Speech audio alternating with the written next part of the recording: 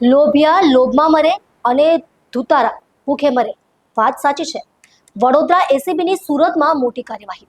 Sathana police સ્ટેશનમાં ફરિયાદીના સગાને મારથી બચાવવા અને જામીન પર છોડવાના બદલે ₹40,000ની લાંચ માંગતા એસીબીની ટ્રેપમાં સપડાયા હતા।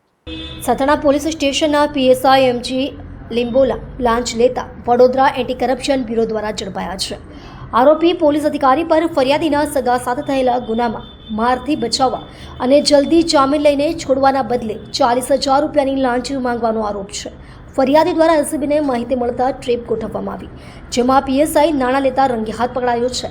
ફરિયાદીના માસીના દીકરા અને તેના મિત્ર પર સથાણા પોલીસ સ્ટેશનમાં ગુનો દર્જ થયો હતો, જેની તપાસ પીએસઆઈ લિંબોલા કરી રહ્યા હતા। આરોપી પીએસઆઈ દ્વારા ફરિયાદીને મારથી બચાવવા અને જામીનમાં છોડાવવાના બદલે ₹40,000 માંગવામાં આવ્યા હતા।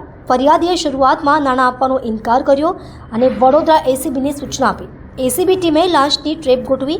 ટ્રેપ દરમિયાન પીએસઆઈ લિંબોલાએ ફરિયાદી સાથે લાંચ સંબંધિત વાતચીત કરી અને ₹40,000 સ્વીકારતા રંગે હાથ પકડાયા છે। વડોદરા એસીબી દ્વારા પીએસઆઈ લિંબોલાને ડિટેક્ટ કરી કોર્ટમાં રજૂ કરવામાં આવ્યા છે। લાંચ લેવા સાથે જ ભ્રષ્ટાચાર અને સત્તાના દુરુપયોગના ગુનામાં કાનૂની કાર્યવાહી કરવામાં આવશે।